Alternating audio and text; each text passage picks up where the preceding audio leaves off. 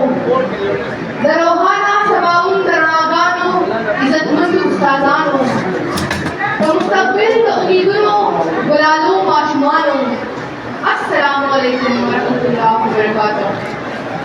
پښتون لا په دې سیمه امن غواړو، ژوندون غواړو. پښتون لا په دې سیمه امن غواړو، ژوندون غواړو. راتلونکي ګلالو لا د امن لټون غواړو. نن په خپله ژبه کې د خپل بدنصیب حیوان او زړه دردونکي ارمان د خپل زړه نه راوباسم او ډېر په غمجن ژبه اسټریلیو نه ډک وګړونکي احساس تاسو سره شریکوم او یو چغه وهم چې پښتون په سیمه امن غواړم، پښتون په سیمه امن غواړم. خو نن ستاسو بچي د خپل مشرانو نه سوال کوي چې په پښتنه خاوره دا سور اور چا بل کړی دی. نن پښتانه بچي داسې خوارزار ولې دي، زلمي بدحال ولې دي، مشران رسېدلي ځپلي ولې دي. په ټوله نړۍ کې زما په خاوره ولې اور بل دی، زما سیمه ولې دهشتګرد دی او تر جماعت سره مخ ده. لکه چې شاعر وایي څوک یې اشر لبوزي څوک پرې لښکر جوړوي، څوک یې اشر لبوزي څوک پرې لښکر جوړوي. هر زورور د پښتنو دپاره شر جوړوي او د پښتنو ځمکه په څه فصلونه بوټو کوي، او د پښتنو ځمکه په څه فصلونه بوټو کوي. څوک پکې جنګ جوړوي، څوک پکې سنګر جوړوي او وخت یې په ما باندې احسان کوي. نو داسې کوي وخت یې په ما باندې احسان کوي، نو داسې کوي ما نه سرمن باسي ماته مساعدت جوړوي. او داسې څوک نشته چې په دې رواني کې لاس نه لري، داسې څوک نشته چې په دې رواني کې لاس نه لري، داسې څوک نشته چې کابل او پېښور جوړوي.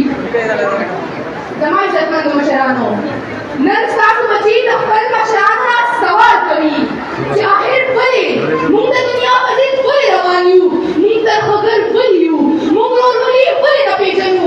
دې ماشومانو ته دا اذیت ماحول، دا دښمني او دا ترهګري چا په وراثت کې پرېږده. خلک خپلې فاصلې وهي لګیا دي، خلک خپلې فاصلې وهي لګیا دي، پښتانه یو بل لښپې وهي لګیا دي. زما په سیمه د بحر افغان باچاهان فلسفه امن او فلسفه عدم تشدد ټوله دنیا مني. موږ بدنصیبه د دغې فلسفې نه دومره لرې ولې تللي یو. پښتون چې بهادر، مهمان نواز، عزتمند او غیرتمند یادېدو، نن پښتون دهشتګرد، ترخګرد او جنګیالي یادوي. چې زه سوال کوم چې موږ ماشومانو ته دا ماحول چا داسې په وینځو پرېږدی. زما عزتمندو مشرانو، نن موږ د پردو جنګونو حجاب جوړ شولو، پردي جنګونه مو په خپله خاوره باندې وکړل، خپل بچي مو کترې کترې شول، جوماتونه مو په ګېډو سر شول، په سکولونو کې مو بچي له خپله پټ شول. هو لا پوهه نه شو، 80 زره شهادتونه مو ورکړل. هو لا پوهه نه شو، حالانکې خپل وسایل لرو، خپل قوت لرو، جنتي ځمکه لرو، خو بیا هم بېدره یو، بېوره یو، سپک یو، روک یو. لکه څنګه چې شاعر وایي د مودو نه د سیندونو خوا کې اوسو، د مودو نه د سیندونو خوا کې اوسو، خو زموږ فصلونه اوس هم په باران دي. زما عزتمندو مشرانو، تاسو بچي به ستاسو نه دا سوال ضرور کوي چې موږ په دې جنتي خاوره دا دوزخي ژوند ولې تېروو. زما کور محفوظ نه دی، زما جومات محفوظ نه دی، زما بازار محفوظ نه دی، زما سکول محفوظ نه دی. خلک چې ټوله پښتونخوا محفوظه نه ده، نو آخر د دې ذمېدار څوک دی؟ دا اور چا لګولی دی؟ د دې سهولتکار څوک دی؟ هر بچی د دې سوال جواب غواړي او دا سوال به د تاریخ په هره پاڼه کې لیکلي وي.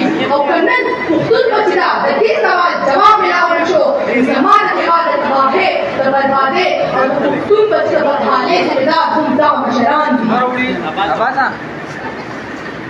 عباسي میرزادی فرمایي امن بغمد गुलाब जब रसूल और पहचाने अमन बगमद गुलाब और पहचाने कामून अर्दी में निफाक का नूर पहचाने د محبت تخلینا داسې اواز راویږي وطن د کور په شانې خاوره د مور په شانې او اخر کې مې یو درخواست کوم یو منت کوم چې هر سیاسي ګوند سره بلد کې یو جنډه ده چا سره شنه ده چا سره سره ده چا سره برګه ده چا سره توره ده خو ډېر بدقسمتۍ سره د امن جنډه هېچا سره لاس کې نشته دی زه درخواست کوم چې ټول سیاسي ګوند خپلې جنډې رايوځای کړي او یوه جنډه چې هغه د